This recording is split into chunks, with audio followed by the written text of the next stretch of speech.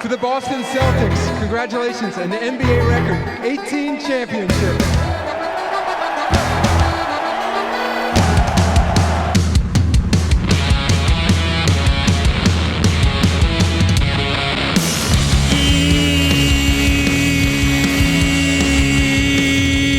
Yeah, the Boston Celtics are your 2024 NBA champions. G'day! This is NBA Straya. It is Tuesday, June 18, all day. And the Celtics have won another title. Banner 18 is there. It's done. Pack her up, boys. You'll love to see it. We're all shipping up to Boston right now, aren't we? Let's bloody well do it. All right. This is NBA Straya. I am your host, James Clements. You can also see my ugly mug on the AFL Today show, as well as Fox Sports Lab NBA, as well as the official AFL Supercoach show. Here in Larry Armour Studios, I'm going to do a proper show in the big studio tomorrow or Thursday, just to sort of wrap up all the loose ends that inevitably come from a finals series finishing up, which is kind of fun, but we are in the spiritual home of NBA Straya, hanging out, giving you the lowdown, all the ins and outs of a chaos NBA Finals. That's right, we're going to wrap up Game 5 for you. It was fun to a degree.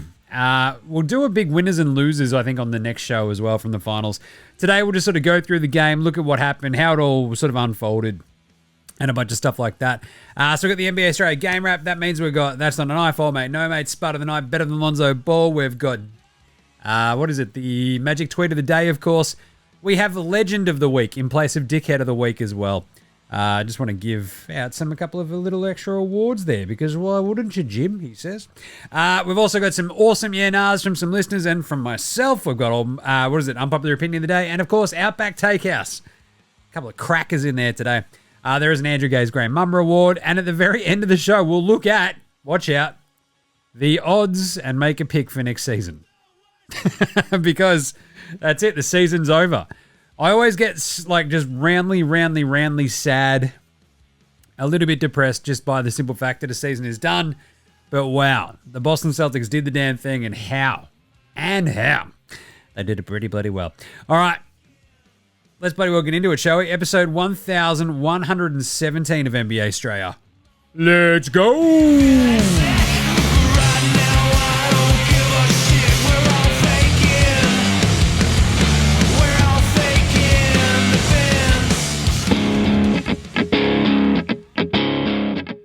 G'day, this is Andrew Gaze, and you're listening and watching NBA Straya.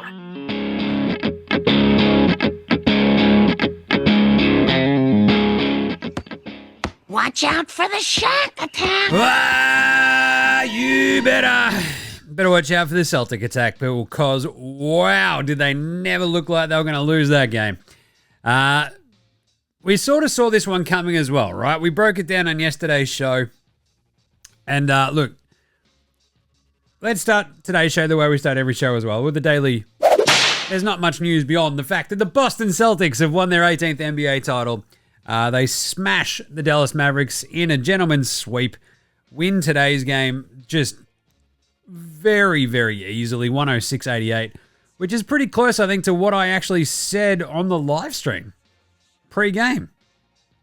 Ooh, that's very close, in fact.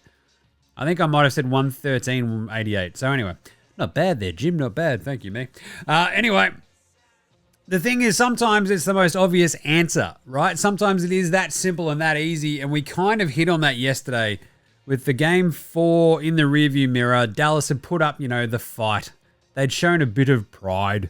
And you're like, okay, that's good. Well done, everybody. I'm very happy for you. And then they get waxed in game 5 because Kyrie and Luka can't hit a shot to save their lives. The thing is, Boston were the best team all year. Like, this is also the thing. They were the 1 seed. They had that wrapped up 1 million years ago. So you sort of get into a finals where you're like, cool, you're playing against a Mavs team who've looked very, very, very good in getting rid of the Clippers, the Thunder, and then, of course, the T-Wolves. But meanwhile, the Celtics were the best team all year, had lost 2 games in the entire playoff run up until the finals, dropped 1. It was always going to be a gentleman's sweep. So I think that's why the pick landed yesterday and this morning pre-game with the drop-off playoff picks with Boston at the line.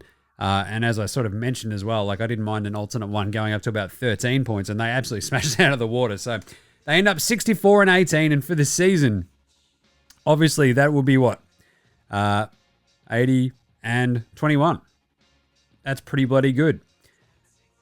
It was an awesome, awesome season from an awesome, awesome team, and we shouldn't be that surprised. This does feel like the, in retrospect, gentleman sweep, right? They killed him in Game 5 because, of course, they did. They sort of gave up the ghost in Game 4. What are you going to do? We want to celebrate on our home court in front of the likes of Bob Cousy and everybody, and that's exactly what they did.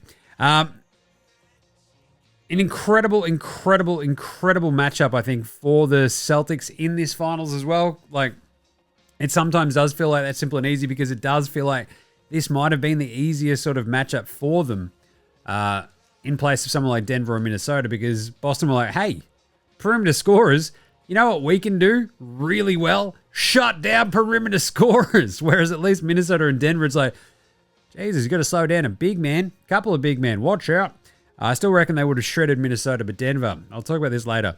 I would love to have seen that sort of final series. But Luka, Kyrie, they get there. They sort of gave it all throughout this series. The biggest problem was for the Mavs, obviously, Boston turned Kyrie into Reggie Jackson. So, yeah, when your second player just does a fucking complete disappearing act for 3 of the 5 games, your second best player, your Batman, one half of the, assumed best scoring backcourt of all time. Fucking talk about jumping the gun, you idiots out there. That was never serious. Whoever said that was an unserious fucking person, right? But yeah, anyway. Good stuff. Great job. Brad Stevens is sitting there going, oh, man, could have coached this for another couple of years and away we go. Would have been awesome, but no good at all. And obviously my favorite is Ime Udoka, who rooted his way out of an NBA title. But we'll talk about that a little bit later. All right, let's do it. The final game of the 2023-2024 NBA season is done. It's in the bag. Let's do a game wrap. Game wrap. Boom. Dallas 88, Boston 106. What a smashing this was.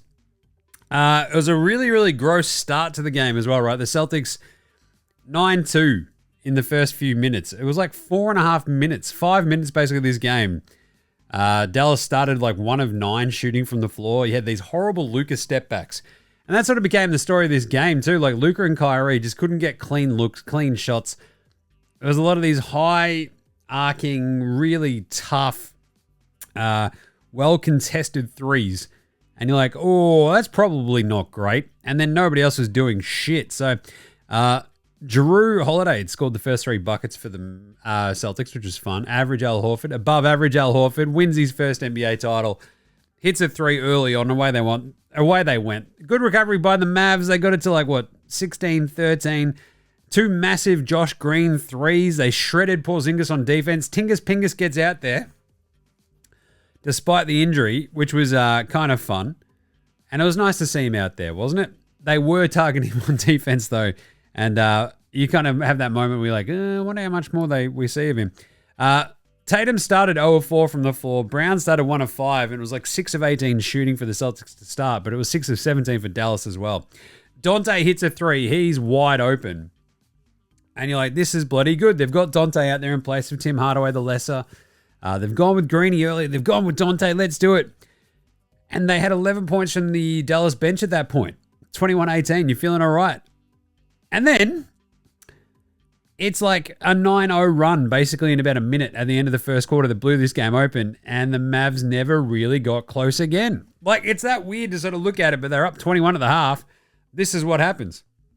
Hauser splashes with 3. It's 24-18. There's a bad Luka turnover. There's a JB who misses an alley-oop, but he throws it back up to himself and gets the layup anyway. Away he goes. And it's like before you can blink, they've turned like a 21-18 advantage into 28-18 after one quarter. And you're like, oh, I don't think Dallas have enough offensive firepower to really hang. And they didn't. They literally didn't. If you look at the score worm, it's hilariously bad for the Mavericks, obviously, because they got straight killed, didn't they? But he got straight killed. You get that on the big job sometimes, but there you go. He got smashed. Hauser hits another 3 at the start of the second quarter. Brown hits another three. The Celtics are finally starting to hit these threes. It's 5 of 13. Kyrie comes in. He gets another shot that sort of drops in and out. You're like, oh, there is just a fucking lid on that basket for Kyrie Irving. Luka at that point was 0 of 3 from downtown. Free throws there for Tatum. Mavs looking very disjointed. It's 38-24. Kyrie hits a three. You're like, here we go. Oh, Drew Holiday answers with the three. Drew's got 9 points already at that point. Derek Jones Jr. hits a three. It's 30-41. They needed that in the Mavs because it was looking ugly. And then Tatum goes, all right, check this out. Gets an and one. It was an 11 of 13 shooting run by the Celtics right then. Turns it into a 15-point lead. The place is going absolutely bonkers. You have these moments where Green and Exum are 3 of 3 from downtown. And they still weren't back out on the court. Luka missed a couple of free throws. He was already 2 of 7 from the floor. Gafford gets a couple of buckets. They get it back to 11. And they sort of essentially get it all the way back down to like that sort of 9-point mark. And then they never get close again. Tatum off an O-board, they go back up 13. PJ dives in for a bucket, 48-37. This is exactly what the Celtics wanted to do. They were like more than happy to go back and forth, back and forth, back and forth, like a Ray Allen tweet. Google that one. And they were like, this is great. The pace is fine by us. Luka and Kyrie, though, only 4 of 13 at this point between the two of them. Still a 9-point game. The Mavs go small and it sort of works, but they still had these 5 turnovers to 1. Horford bullies Gafford in the paint, gets it to go. They're up 11. Another dumb turnover and another dumb turnover. Just really bad ball handling and execution by the Mavericks. Their energy, their execution, it did look scrappy as hell from the absolute get-go. Josh Green hits another 3. Brown answers. They're still up 15. White hits a 3. PJ Hamilton misses a 3 at the end of the second quarter. They're 6 of 19 from 3, the Mavs at that point. Tatum hits another one. It's a 20-point lead. And you're like, what do we talk about? That the Mavs are at their absolute best when the scoreboard is just ticking over. You don't need to basically be like sticking with the Celtics going bucket for bucket, but you need to keep the scoreboard ticking over.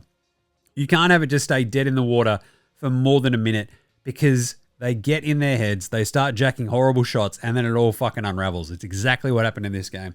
9 of 21 at that point from 3 for the Celtics. They end up, cruising through the half at that point. Peyton Pritchard hits a buzzer-beating 3 because, of course, he does. So at the very end of that second quarter, I'm not sure if the announcers and stuff made enough of this. I didn't even make enough of it during the halftime break. But the Dallas Mavericks managed to force a 2-for-1 at the end of the half. You're like, this is great. And then turned it into a 6-2 run for the Celtics and were down 21 points at the half. 67-46. Peyton Pritchard, T-Rex arms and all. He goes, bang! I don't care. This is great. Finals MVP, Peyton Pritchard, he reckons. 16 points for Tatum in the first half. 15 for Jaylen Brown. And then it was just, the Mavericks never looked like they were in any sort of rhythm at all. The only people who did were basically Dante Exum and Josh Green. And because Jason Kidd is very clearly a moron, he's like, I just don't know if I want to put them back out there. You're like, you're an idiot. Get your head out your ass or get the fuck out of here. He did neither. They get killed. Tatum gets a nice dunk off a very, very nice feed from Holiday early in this third quarter. There's a closeout. Holiday just works around it, finds Tatum, and you're like, yeah, that's pack her up. Luka answers, but Tatum goes into Gafford, and you're like, oh, Tatum is hunting this finals MVP right now. Derek White hits a 3. It's 72-48. Kyrie hits some free throws. Al hits a free throw, misses the second one. Drew Holiday gets the rebound, cleans it up, puts up a layup. It's a 26-point lead, and this game is over from there, right? A couple of little moments like Josh Green, he had a layup. Kyrie had a layup. Another little turnover for the Celtics. It got a little bit squirrely there for a second. I think it was like back down to 22. It was like 78-56. Luka has this wide open 3, and I think he airballed it. Greeny hits another 3 just after that. And you think if Luka hits that 3 prior to that, maybe it gives him a bit of a chance. The Celtics missed 8 straight shots there for a minute, and it was a 17-point game again. Luka then airballs another 3.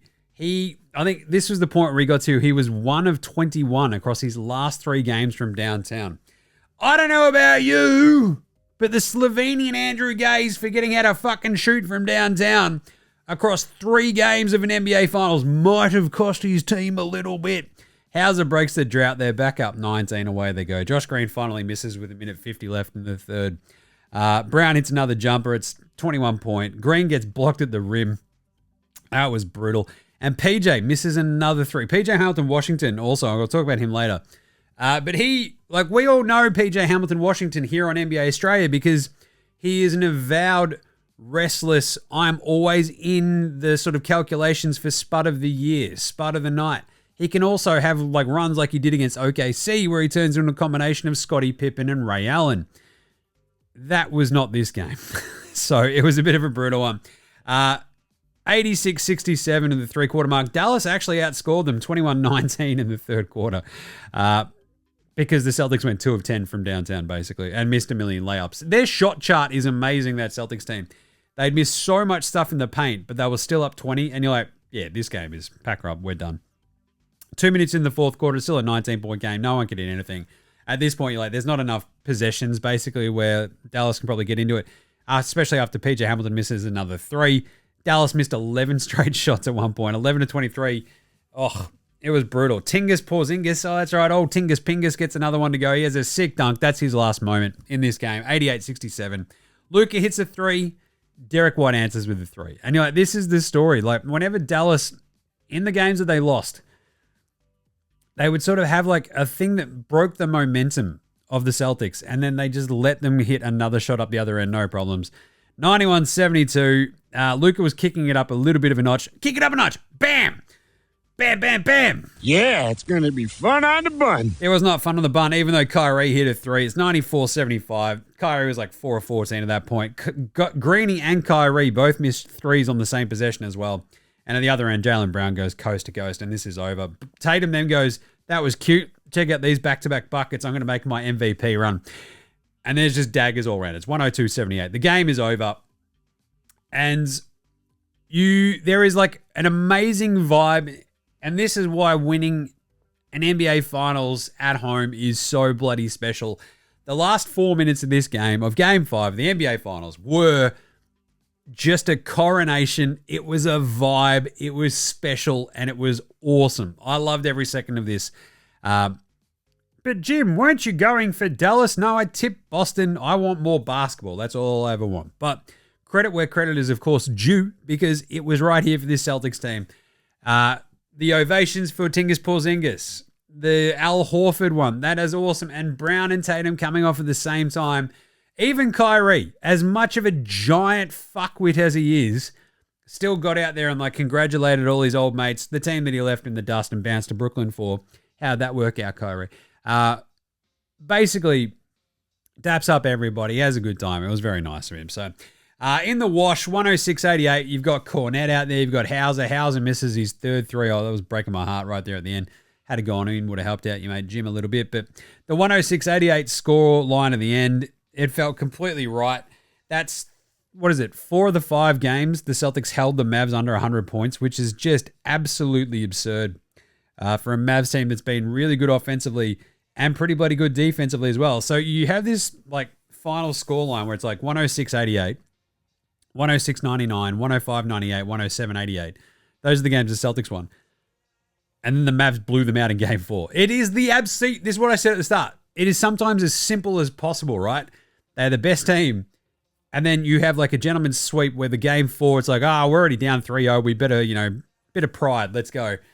And then get smashed in Game 5. So the Mavs end up shooting 11 of 37 from downtown. And this sort of feels like the biggest hole in their game, right? You can have, and even throughout the season, you're like, this is patchwork 3-point shooting. If Luka and Kyrie aren't knocking in a million threes, are PJ Washington, Derek Jones Jr., are they good enough shooters? Are they good enough spot-up shooters? Is bringing on someone like Maxi Kleber, Tim Hardaway Jr., Josh Green, none of them are fucking dead eyes, right? Josh Green was really good this season, though.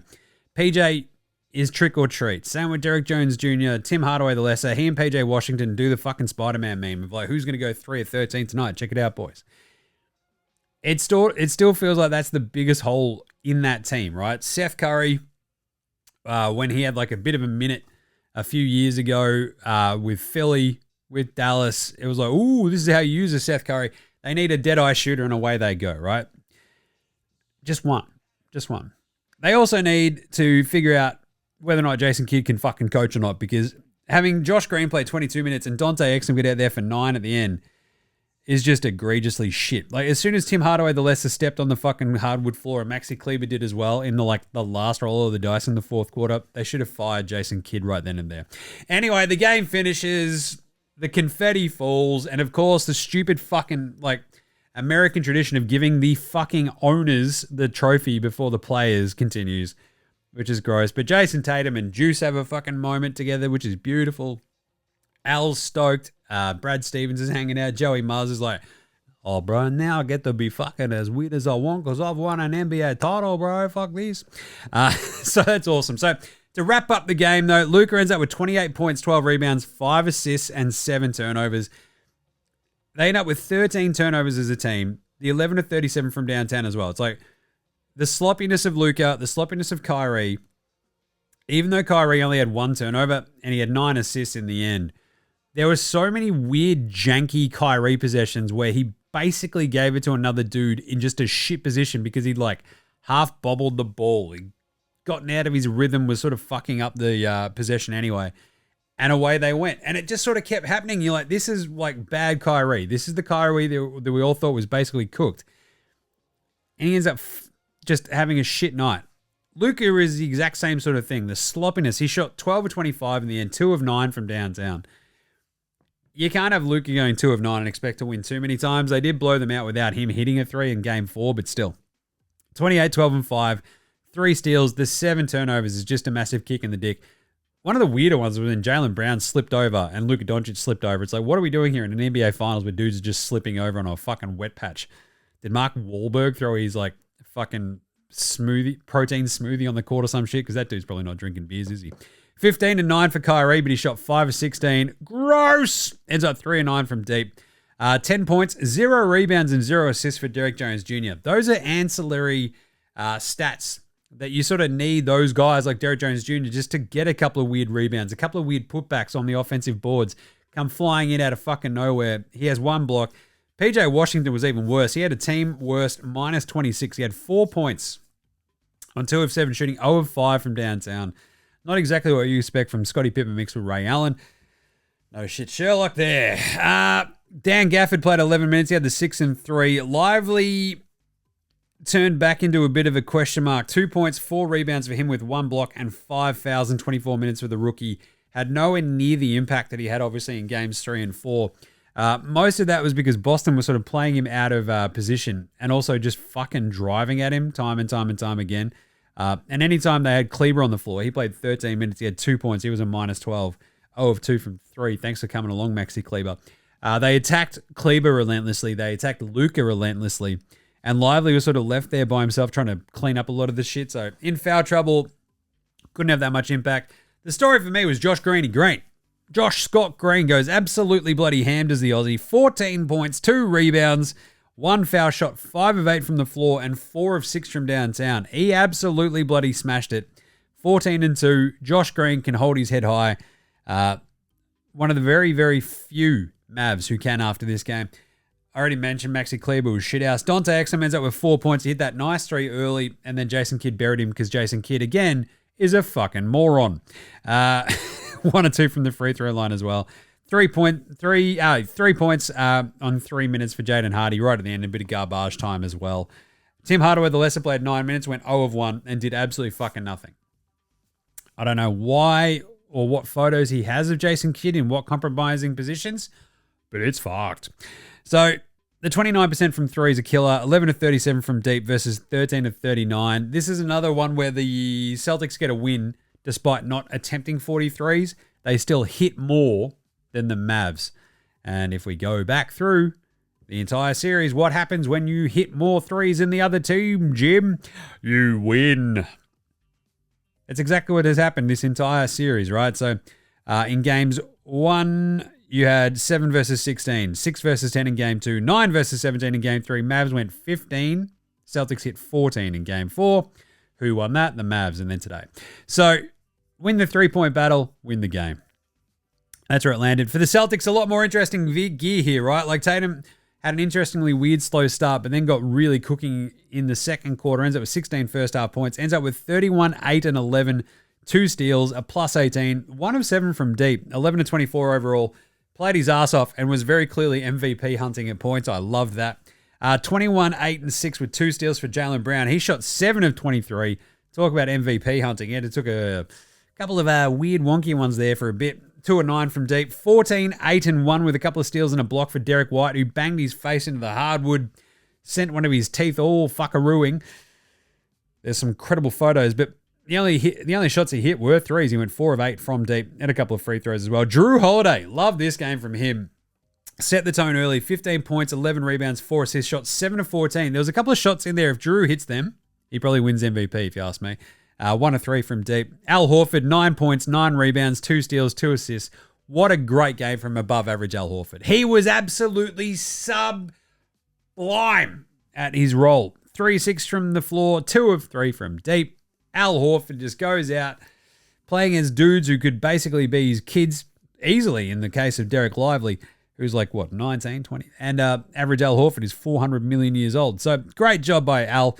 16 minutes for KP in the end. The Tingus Pingus has 5 points. He hit a couple of sick dunks and a free throw. Not bad. 8 points for Sam Hauser, a.k.a. Cash Money Hauser. I love Cash Money. 2 threes was the biggest lock of those last 3 games of this series. 8 points, 4 rebounds, 1 steal, 1 assist. And of course, the half-court specialist himself, Peyton Pritchard. I love this idea because I sort of explained this in the halftime live stream that we did over on the socials, that Peyton Pritchard, absolutely zero fucking fear and going, it's the end of the half, the buzzer's going to sound, I'm going to get as close as I can and shoot this. Compare that to Dallas, who are down fucking 3-1 in a final series. They inbound the ball with 3 seconds left. Somehow it ends up in Dante Exum's hands, and he's like, am I meant to fucking shoot this or not? And they're like, you're down 3-1 in the fucking final. Just launch it. Who gives a shit about your fucking shooting percentages, Dante? And he sort of has this like confused look and he's like, am I meant to shoot? Oh, fuck. And the buzzer's gone. It's 3-quarter court for Dante. It's a little bit longer than the Hauser one. He could probably take, if they had have thought it out a hint more, they probably could have gotten somebody closer. And it's just that sheer unwillingness to have a fucking crack that probably makes me angriest if I'm a Mavs fan. Watching just that exact moment of like, how have we not thought this out with 3 seconds left, inbound the ball? We have to get a shot off. It's the end of the first quarter. Who fucking cares about shooting percentages? It's the NBA Finals. We're not going to turn the ball over and they're not going to score. Just go. It was brutal. Anyway, great job by Peyton Pritchard, though. What a moment. Mike Breen called it as well. He's like, this is what he does. And he fucking nailed it. So there you go. It's also really nice that with that sort of garbage time in Game 4 and in Game 5, the likes of Shvi Mihailuk got out there. O'Shea Brissett, Cornette got out there for a couple of minutes. Even Peterson and Jordan Davidson got out there, which is pretty fun for the Celtics. And then AJ Lawson and co. Just basically, if you dressed, you got back out there, which is kind of nice. So JD Davison, Drew Peterson, Brandon Williams have all played an NBA Finals game now. And you're like, that's kind of neat. I love that Drew Peterson looks exactly what you'd think he'd look like. Goofy Boston white guy. But there you go. That's it. The Boston Celtics are NBA champions, having won the series in a gentleman's sweep, 4-1, well-deserved. An incredible game, an incredible smackdown of a really, really good Dallas Mavericks team that just looked absolutely dead on its legs. Despite having had an extra day off in between these games, they look cooked. I think I tweeted out, they looked like Luka and Kyrie especially looked more cooked than one of my old man Snags. And it was just, it didn't even matter that the Supercharged Zinger Burger, which is what he is from now on because he's an NBA champion, which is pretty crazy to think about. But Joey Muzz being an NBA champion is pretty crazy to think about. Love that. But they just worked them like a fucking speed bag to the Celtics. The Mavs had absolutely nothing to throw back. And eventually, you kill the body and the head will die. And that's exactly what happened. Let's do an NBA Straya approved performance of the night. With Jaylen Brown being named your finals MVP, who was the best on ground for the today game? That's not a knife. That's a knife. That would be a knife, Jason Tatum, because there was a couple of moments in that second half where he's like, they're getting a bit of a whiff. Fuck them, let's go. Bang. And he absolutely dominated, especially in the fourth quarter, really early on. there is a way of like just short-circuiting any sort of comeback really early on in a basketball game, and that's just putting the fucking boot in. And that's exactly what he did. So players to have a 35-10 in a finals closeout game. It's Steph Curry, James Worthy, Walt Clyde Frazier, Jerry West, and now Jason Tatum. Not bloody bad. He played his ass off in this game. And despite the sort of slow start, the 31-8-11 is an awesome, awesome game. 11-24 shooting, 1 of 7 from 3, 8 of 8 at the line, 2 steals, 2 turnovers, but was really, really, really, really good. I was leaning towards Giroux for a bit of this early on, but then, as I sort of mentioned, missed a couple of shots. But of course, Jaylen Brown won the finals MVP. He averaged 20.8 points a game, 5.4 rebounds, 5 assists. Tatum actually led the Celtics in the entire playoffs in points, rebounds, and assists. But Jaylen Brown was, I don't know, probably say a little bit more impactful, wouldn't you, Jim? Yes, I would. So it was pretty fun and pretty weird, and great job by him. Jaylen Brown deserved it. I sort of explained this, I think, at halftime, but I did call this, like 3 games ago. Brown just needed to have a solid game tonight, and he'd probably win. Jason Tatum probably had to win this game off his own back almost to win it. I reckon I can't wait to actually see the finals MVP voting sort of final tally. And here we go. 9 media members voting for it. Let's go. Oh, we still don't have them out. But anyway, Tatum in the finals averaged 22.2 points a game, 7.8 rebounds, 7.2 assists. Jaylen averaged 20.8, 5.45 assists. So Jason Tatum averaged way more, didn't win finals MVP because, to be honest, he was kind of shit in 3 of the 5 games. So I can't get bent out of shape about it. I think Brown was fucking fantastic. I still reckon Giroux probably deserved it. And if he had have actually had a slightly better game 5, he might have actually fucking snagged it. So, but an incredible turn for Jaylen Brown, who didn't make an All-NBA team, had the richest contract in NBA history, comes out, wins the Eastern Conference Finals MVP, and then the fucking Finals MVP. What a legend. And they show Jason Tatum in the crowd. Just a little bit of a, oh, I'm smiling, I'm really happy, but I'm dead inside kind of vibe. Great work, though. Tatum was incredible today. He gets the NBA Straya Approved Performance of the night. But Tatum gets that for the night. Brown gets it for the series. That seems fair, doesn't it? I think so. All right. This one's easy. Who was Spud of the night? Spud. It was Kyrie Irving. I've already said they bloody turned him into like a combination of Monty Morris and Reggie Jackson. That might have been a handier. Like there was points in this game like they should just get fucking Dante out there, not to play next to Kyrie, just to fucking replace him because he's playing like shit. In game 1, Kyrie went 6 of 19, 0 of 5 from 3. In game 2, 7 of 18, 0 of 3 from 3. He had 35 in game 3, which they lost because Luka got kicked out and then Kyrie couldn't carry them down the stretch. Game 4, the blowout win, 21, 4, and 6, shot 10 of 18. And then tonight was absolutely dog shit. Was 3 of 13, ends up then getting to 5 of 14, and then 5 of 16 in the end. 15 points, 9 assists, 5 of 16 shooting, 3 of 9 from downtown. He had an absolutely horrible final series. In Boston this postseason, he averaged 14 points. He shot 17% from 3 and 34% from the floor. Now, I don't know about you, but do you think it was fucking stupid to stomp on Lucky, you idiot? Not only for the simple fact that, look, I don't believe in superstitions. Great. But for a man who doesn't mind opening his brain and thinking about things from a different angle, maybe, just maybe, don't fuck with karmic forces, you dipshit. Like, this is the dumbest. He's 0-8 since he stopped on Lucky. 0-8 in Boston. What is it, 15-1? 1-15 against Boston since he actually did that as well, since he left. That is just absolutely absurdly fucking dumb by Kyrie. To be like, no, it's fine. It's clearly not fine. You tempted fate, and fate kicked you in the fucking dick. Sucked in. You really hate to see it happen to a stand-up, really awesome dude like Kyrie Irving too. PJ Hamilton to Washington was Scottie Pippen mixed with Ray Allen for 3 games against OKC. In this series, he was not. He went 5 of 11, 6 of 13, 3 of 9, and 2 of 4. And then today had a pretty tough 2 of 7 and 0 of 5 outing. So for those playing along at home, again, that was the 4 points that he had today. he had a really, really tough final series to PJ, doing a lot of work on the defensive end, of course. But to shoot, I think, what's that, 11, 14, 18 total. He made 18 shots across the entire series.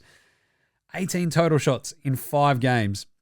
And he attempted, I think it's 24, 28, 37, 44. So that's not good. 18 of 44 is pretty bad. His threes, 0 of 5, 2 of 3, 3 of 6, 1 of 5, and 0 of 3 as well. So that would be 6 of, I want to say, 22. Again, not very good. Tough one for PJ. But what do you expect from a constant feature on the Spud of the Year leaderboards? Bit of a tough one. But really, it's more impactful if Kyrie's just playing like shit for 3 of those games. And then turns out, I guess, game 1, game 2, horrible. Game 5, horrible.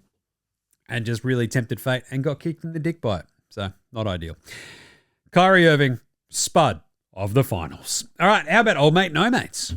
Old mate, no mates. Old mate, no mates. Old mate, no mates. Old mate, no mates. Old mate, no mates. Who's got no mates today? It's Kyrie again. Oh, you hate to see it. The booze raining down on Kyrie. He goes into the crowd, though, at one point, chasing a loose ball. According to Mike Breen, someone in the crowd says something not very fucking nice to him. So where Mike Breen calling you a disgrace is pretty tough, right? And so to the fan who was saying shit to Kyrie while, like, lying under a bunch of people after diving for the loose ball, Mike Breen calling you a disgrace is you're a fucking shithead, right? But wow, like, Kyrie's also old mate, no mates in Boston for a very simple fact. 0-8 in Boston since he stomped on Lucky. You're just a dickhead, like, sucked in. You're old mate, no mates forever in Boston, but we'll talk about it again later because I think that should be the end of it. Pantsing of the night.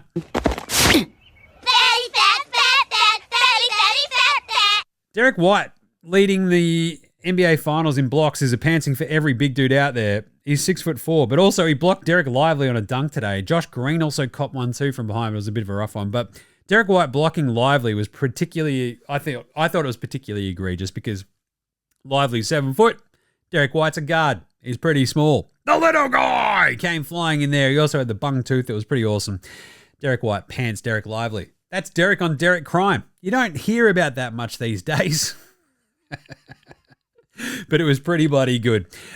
Good job by Derek White. I loved his series all the time, and to the point where he might end up, leading into this one. Lonzo was the best player in high school.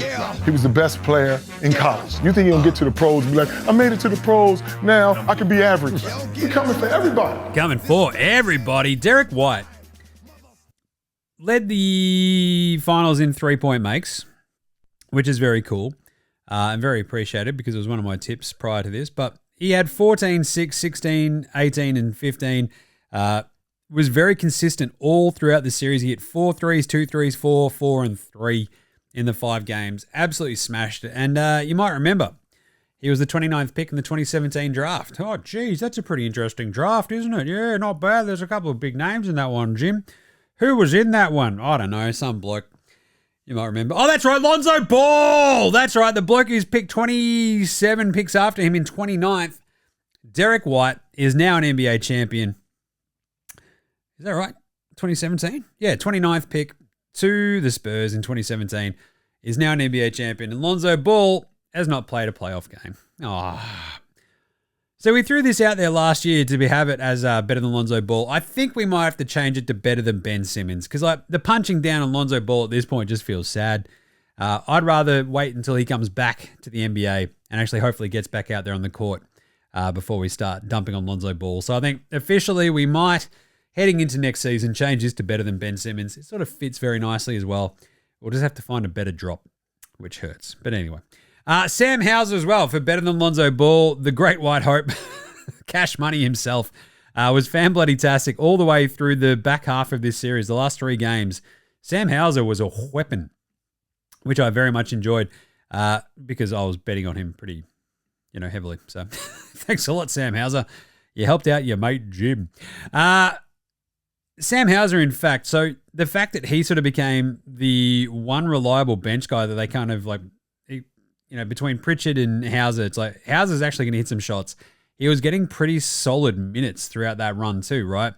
And then today he had like stuff that wasn't just spot up threes. 3 of 7 from the floor, 2 of 6 from the floor, from 3 overall, but ends up with a final series.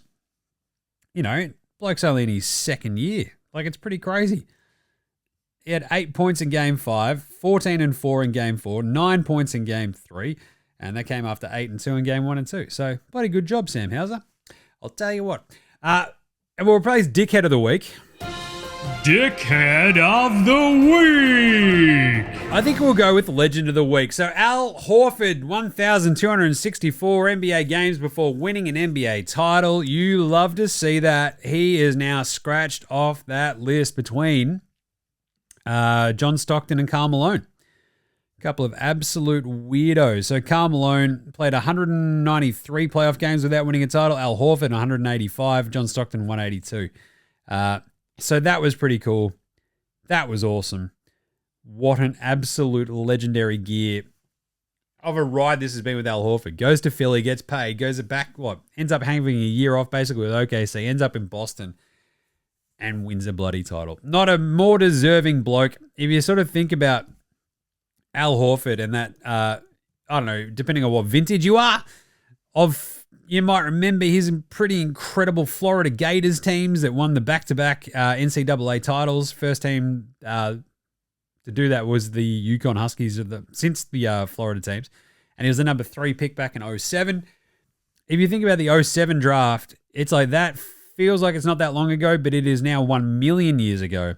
Kevin Durant, Al Horford, Mike Conley, Al Jefe Green, and that's about it. Thad Young left in the NBA. My beloved Rodney Stuckey, Nick Young, no longer in the NBA.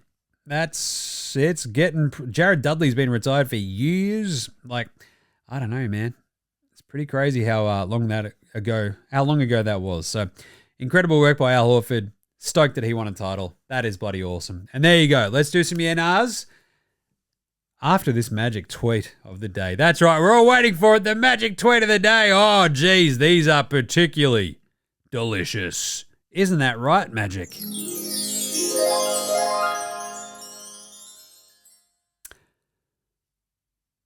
Congratulations to Jaylen Brown on winning the finals MVP.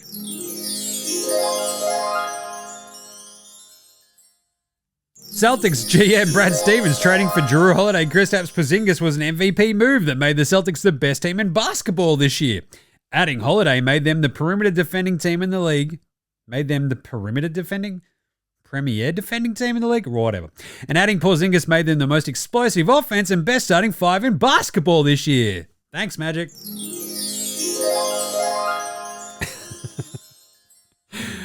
Hang on. I feel like Magic might have passed on both Tatum and Brown, right? Is that right? I think he might have.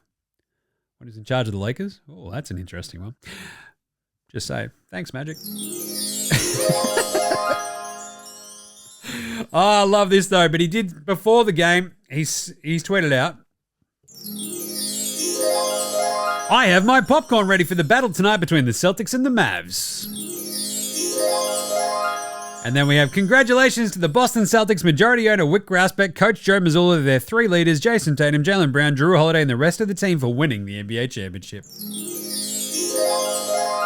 But then the tastiest one of all. Let's do it. I hate that the Celtics officially have more championships than us now. Grimacing emoji. What do we say?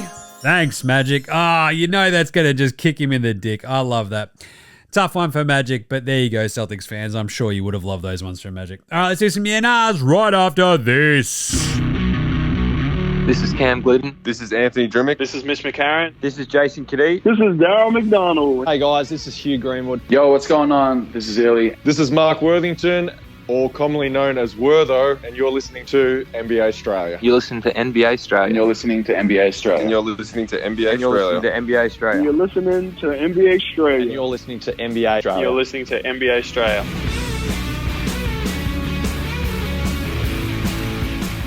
All right. right, let's do it. Let's get some yeah, nahs cranking. Brought to you by the NBA Straya Shop. Get your merch. Get your merch, get your merch. Wear it. Get your merch, get your merch. Get your merch, get your merch.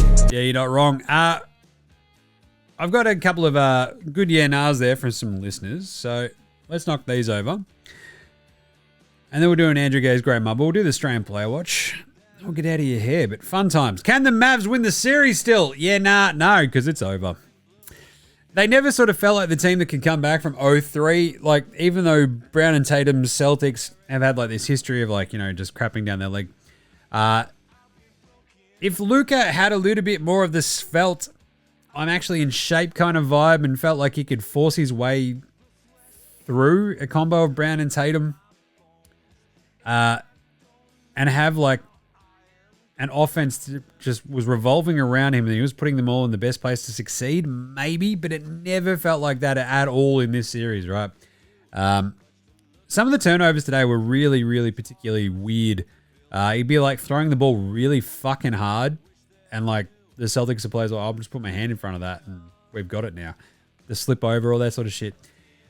And their defense, look, I think this sort of leads back into the, before we get into the Celtics stuff, like, are the Mavs a chance, though, next year? Yeah, nah.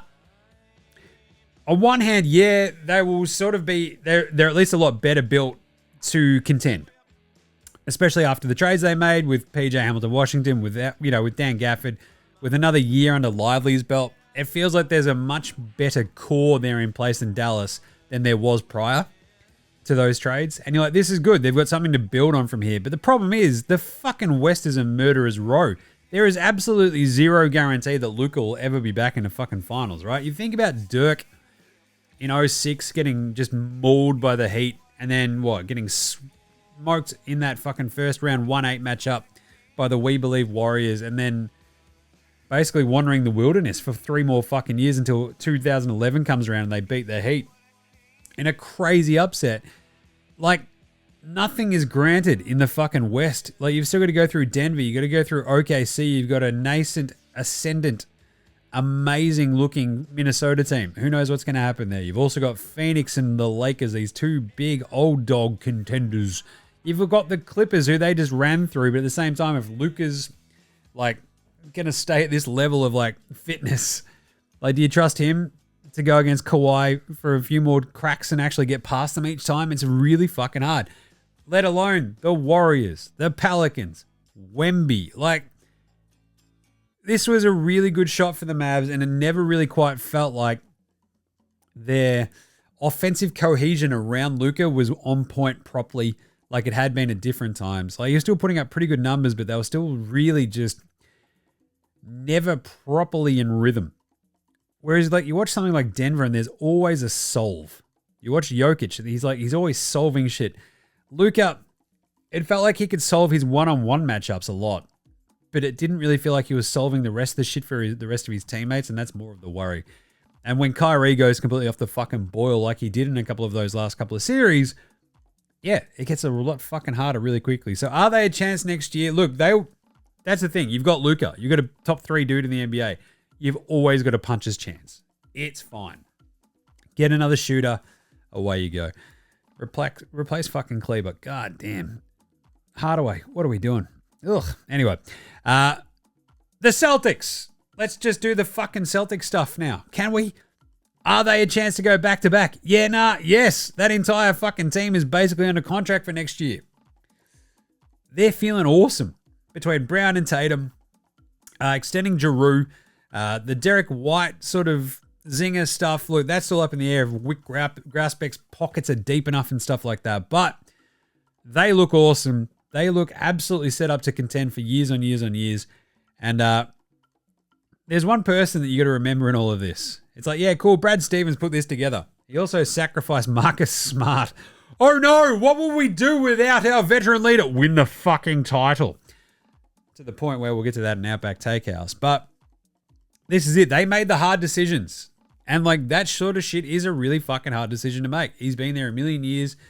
You send him off. You've got Giroux. You've got the zinger. You make these moves. You bring in this sort of stuff. You build around Jason Tatum and Jaylen Brown. the Jrue Holiday thing just falling in their fucking lap after Milwaukee went, this is not good. We need Dame Lillard.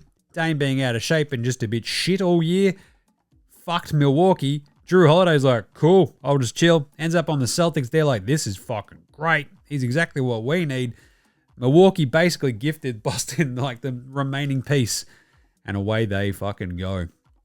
So I think they're a really good chance to go back-to-back. But the thing is, I really, really, really want to see a Denver-Boston matchup in the finals. I feel like as good as the Celtics were this year, like you do look at the sort of weird matchups that Dallas defensively, what they went through on their playoff run, right? You think about the Clippers having half a Harden, a Paul George, Kawhi in and out, he's gone. You're like, fucking, Kawhi's cooked and he doesn't talk to anyone, he's fucked, right? You can't build a team around that. So they're just like the walking wounded. They put them out of their misery. They do a great job doing it. But at the same time, their defense isn't really sort of stretched because you don't have multiple wing scorers. You don't have to go 5 out because you've still got Zoobs in that lineup and stuff. Then they go into OKC. It's basically SGA. Oh no, what's J-Dub going to do? Is he going to kill us? No. Josh Giddey's not going to shoot a 3. We'll leave him wide fucking open. Off they go. And then what? In the Wolves series, you're like, oh, geez. You've got Ant-Man and Cat. This is going to test their defense. The thing is, the Wolves defense was just getting shredded by Luka and Kyrie because they didn't have the wing defenders to sort of stick with them either. So, and then they get to this Boston matchup and it's like, oh shit. Not only are they do the Boston Celtics have 2 awesome wing defenders and wing scorers, they have 2 awesome backcourt defenders, wing defenders, perimeter defenders coming out the wazoo. Everybody can shoot at a way better clip than we can, says the Mavs. And it completely fucking cooked them. So, Dallas didn't feel like quite the tougher matchup beyond the fact that the offensive upside of like Kyrie and Luka was probably higher than essentially anybody else. Apart from when Jam Jamari has his out-of-body experiences next to Jokic. So, look, Denver are vulnerable though still. They're still very, very shallow. Dallas at least has a little bit of depth with Josh Green there, Dante Exum if they bring him back, Hardaway. They've got dudes on that team that they can sort of build around. So it does feel like they've got a bit of a chance. But in terms of like the actual matchup against Boston, it feels like Boston should feel very fucking good about their chances for next year because they just smoked everybody this year and they're keeping most of that same team together. It's not like their bench was entirely crucial to what they were doing. They have an incredible top 6. They'll be fine. Hey, should the Boston Celtics stop booing Kyrie now? Yeah, nah. Yeah. I really do think that this should be kind of like, look, you're not going to find anyone enjoy shitting on Kyrie probably more than me. But at the same time, like, you've beaten him. He's dead. You beat him. You've exercised the demons. Yeah, he spurned you and went to fucking Brooklyn. And then they beat you in a fucking playoff series a couple of years ago. Doesn't matter. You kicked the fucking shit out of them in an NBA Finals. Sucked in. You've won. Just leave it alone. Because what you do, if you keep lighting into Kyrie, it's like, nah, we fucked him up. We beat him. Who gives a shit? You keep booing him unless they make the NBA Finals again next year and it turns into a proper rivalry. In that case, it's fine. But you've beaten him. Just fucking leave it alone. Don't fuck with the karma gods. Last one, Matty O. Still hate that the owners get front and center and take the trophy first. Yeah, nah, yes, I fucking hate this. Oh, but you see, Jim, like, it's their money at work. I couldn't give a fuck. Like, one of the great things about Australian rules football is just like, all right, coach, players, fucking celebrate. It's like, oh, great. It's because of all the fucking work they did on the ground, won them the title. Yeah, the owners, a bunch of rich pricks. Who fucking cares, right? Like, great. You paid your workers their wages. Fuck off. I couldn't give a shit. I want to see the players and the coaches up there first holding the trophy. I don't want to hear from the fucking owners. I think it's weird as shit. We do it for the Super Bowl. They do it for the NBA. Ugh, it's gross. Fuck off. All right. Unpopular opinion of the day. Now look at me, please. Look at me. Look at me. Look at me. Are we sure the Celtics are that good?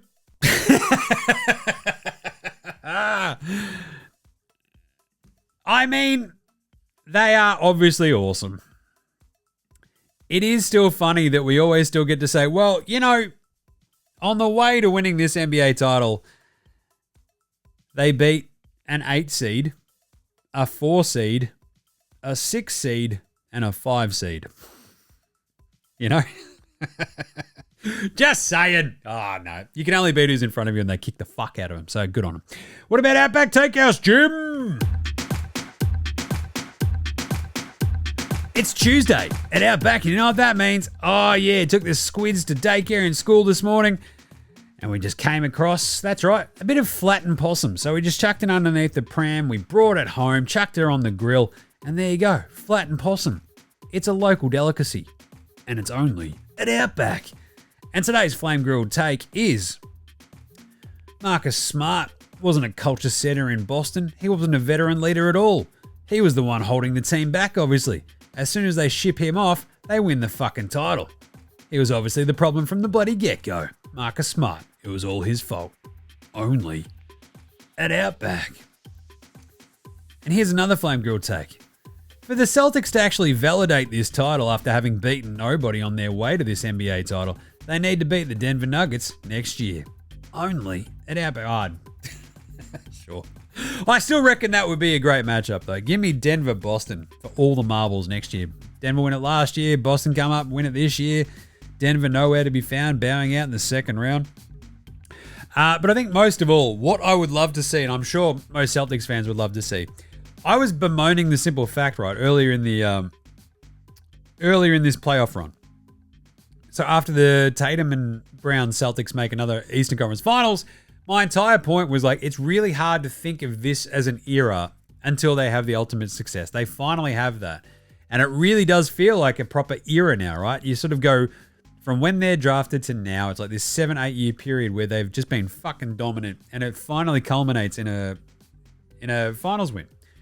And the cool correlations are the ages of Tatum and Brown match up sort of perfectly to Scottie Pippen and MJ when they win the first title, basically in 91. And you're like, ooh, are they going to go on a three-peat? And essentially what I would fucking love to see is the Celtics like go back to back. But Jim, don't you hate the Celtics? No, I hate nobody. What I do love is giving shit to everybody, right? And so I think it'd be really fucking cool where this is our 6th different title winner in 6 years. Oh, but parity is good for sport. Is it? What's good for sport is fucking rivalries and like lots of cool, fun teams having a crack and playing really hard against each other. What we saw from Dallas today wasn't exactly that. So I think if Boston go back-to-back, it's a lot easier to think of this as an era as well. And yeah, I'd love to see him do it.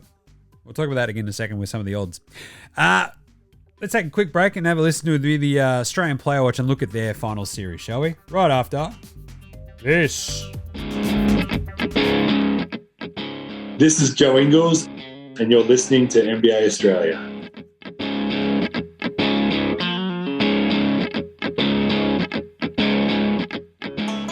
All right, let's do it. Australian Player Watch, our first Aussies in an NBA final since 2019 when Bogey was in there. Jack White obviously didn't play last year for the Nugs. God bless his cotton socks. Love me some Jack White. But yeah, because he was on the two-way, he couldn't actually play in the playoffs. So it sort of stunk. But Greeny and Exum were really, really, really bloody good, obviously. And I did mention that Greeny had a really, really fun Game 5 after deciding to smash all these threes in, which was really cool. But on top of that, the Australian Player Watch, quite specifically for this game, those Dallas Mavericks shot 11 of 37 from 3 today. 11 of 37. The Aussies went 5 of 7, so the rest of the team went 6 of 30 combined. 6 of 30. That is absolutely bloody horrible. Just imagine if Josh Green and Dante Exum hadn't hit those fucking threes, how bad this would have been for the Mavs. That's how bad they were shooting the ball today. But anyway, for the NBA Finals, Josh Greeny Green was really bloody good.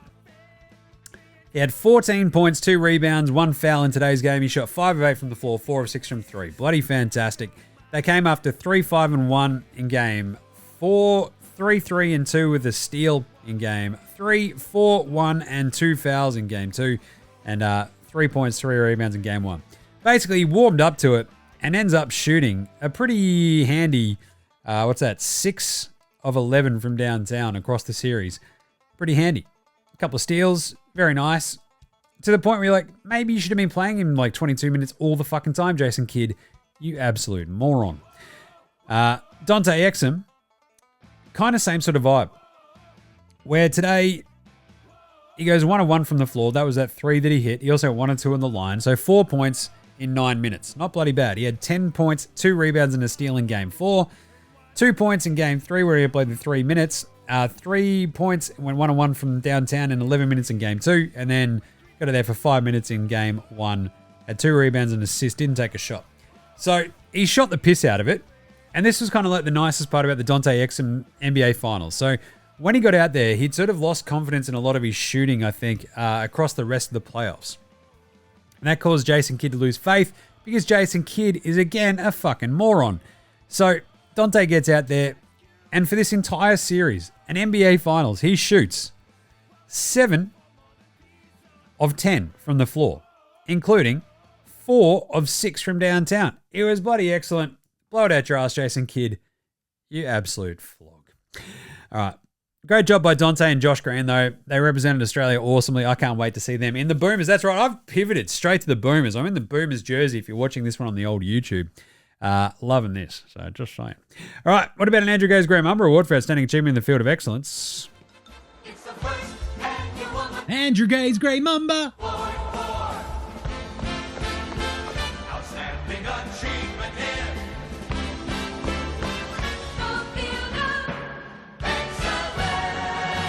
All right, really easy today. The Celtics is a bit of excellence because over the last, since 2000, right? So the Celtics have had a couple of like weird little patches of success. The Paul Pierce, Antoine Walker, early thousands. You had the 08 KG Ray Pierce Celtics as well. Then you had like the Brown Tatum era as well. They've also now surpassed the Spurs with the most playoff wins since the year 2000, 151 to 150, which is pretty impressive because the Spurs, have won 5 bloody top. Well, they've won 4 since 2000, but still.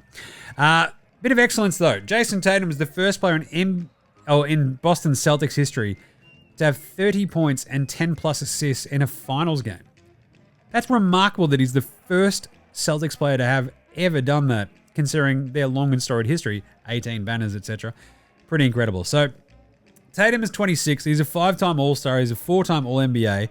He's a first in playoff points before turning 7, first in playoff wins since being drafted, and first in playoff points since being drafted. He's now an NBA champion. He's not a finals MVP, but still, he's pretty bloody good. That is a bit of excellence. That'd be an Andrew Gaze Graham Mamba Award, just in general, for a bit of Jason Tatum.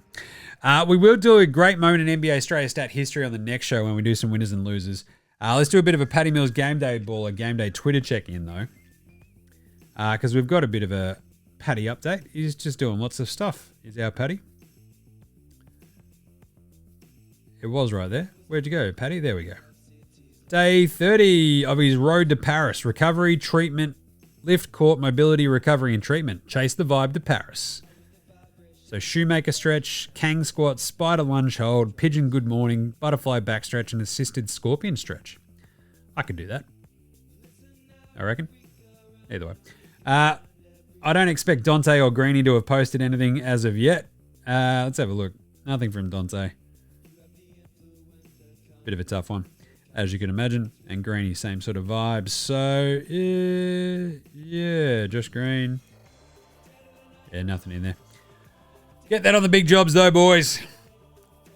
They'll be better for having had the experience, and the Boomers will be better for them having had the experience as well. So we nailed the final pick. Let's do a bit of a game wrap preview of the preview. Game previews, no more, Jim. That's right, inadvertent Bane.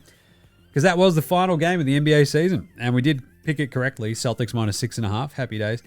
We will do some forensic accounting on the picks for the entire season and get the results for you because they are all in a spreadsheet. So we'll see how we go. But before we do that, shall we have a look at some odds for next year's NBA title? As you might expect, the NBA championship markets for next year pretty heavily in Boston Celtics' favor. They are $4. So they're the favorites. You have Denver at $8.50, Minnesota $9.50, Dallas at $10, Milwaukee, it's Algonquin for the good land at $11, OKC at $11, New York at $17, Philly at $17, the Clippers at $26, Miami at $31, and amazingly enough, Phoenix at $31 too. $36 for Cleveland, as well as the Lakers. Then the Pacers at $51, Grizzlies at $51, Pelicans $51, Kings $56. Orlando Magic are all the way down there. It's 81-1. Just saying.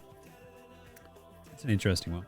But Boston, should they be $4 favorites ahead of an $8.50 Denver Nuggets? It actually feels pretty fair at the moment. The best value one there that I like is probably OKC at 11. Or the Sixers at the moment at 17. If they get Paul George, that'll probably rock it up. But they're still the Sixers, and there's no way they're winning a title. So, sucked in. Orlando at 81.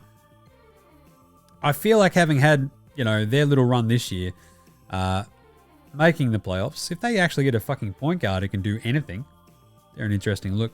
But $4 for the Celtics, $8.50 for the Nuggets. You can't really fault either of those. Minnesota, if they get one more sort of scorer, you feel pretty handy about them. But at $9.50, it's still a little bit wonky for me. Because I think Denver will be a little bit better next year with a little bit more rest and probably a hint more depth with the offseason. And there you go. So $4, the Boston Celtics to go back-to-back. What do you reckon? Would you take that? Let us know. Because, I'll tell you what, that's it for the 2024 NBA season. The Boston Celtics, your NBA champs. Congratulations to all the Celtics fans out there who I know. There's a bunch of them. You lunatics. Good on yous. Yeah, they couldn't have done it without you. I would really have liked some more basketball, but to be fair, it's all right. Because what we'll do another sort of winners and losers show probably either tomorrow or Thursday in the studio, in the fancy studio. I'll do some cutouts and stuff for that as well, because the winners and losers list will be very fun. I'll sort of dig in a little bit deeper to the wash out of Game 5 and out of the NBA Finals. This one will basically this is the instant reaction show, essentially. So with a day or two sort of in the future, you just have that enough time to sort of reflect a little bit more on what this game meant. So we'll be able to dig into it a little bit more for the winners and losers and break down like the Tatum and Brown, the Celtics, these Porzingis, like all the legacy talk that you'll no doubt fucking hear and just be bored by. But it's really interesting to sort of dig into what the Mavs and the Celtics do from here and what happens. But then, of course, we have the NBA draft coming up very, very, very, very, very soon. That'll be next week. So we will still have a bunch of shows essentially going up until the start of free agency. And within a couple of days of free agency, literally as soon as it sort of slows down and shuts up shop, we'll probably just, go back to doing one show here and there, and then we'll take a little bit of a break like we did last year. But never fear, NBA Straya, still doing all the good stuff. But we do still have a couple of awesome interviews in the can coming up over the next few shows. So keep an eye and ear out for those, especially with the sort of NBA Finals wrap. Just a couple of short little chats. We might even play a teaser at the end of this one, just of one of them. How's that sound? Good? Great. Bloody nice. All right, so this has been an awesome season. Thank you all so much. It's been so good to get back to daily shows after the squid was born during last season and all that sort of gear, and it just got a bit squirrely and really, really hurried and stuff. So it's been a bloody unreal run. I've enjoyed it heaps. But we'll still be doing draft and free agency shows for the next 2 weeks, so we're not going anywhere. So in the meantime, make sure you're following us on Twitter, Facey, IG, we're all over the socials. Get around the AFL Today show as well. That is doing great guns at the moment. Chuck us a rating for that, as well as our other shows. Cricket Today Podcast, Football Today Podcast, NFL Australia, and Hold All Tickets on Apple Podcasts, Spotify, YouTube, whatever app you use on your Android phone. Rate, review, and star. Come on. It's not too hard. Come on. NBAstraya.com. Get your merch. Big thanks to From Oslo for the intro and outro song, as well as to House Hatch, Joshua Delarentis, Fascinated, Gold Mines, Ramshackle Army, Iowa, Sex Jedi, Green, and Dozers for all the tunes you heard throughout the show. Smash them all on Bandcamp, Triple to Earth, Facey, Apple Music, Spotify. Remember, NBA Straya supports Australian bands, so should you. That's it. Love your guts, legends. Thanks so much for an awesome year. Congrats to the Celtics. This is NBA Straya saying, look after yourselves, would ya? And later, and Celtics! Anything is possible!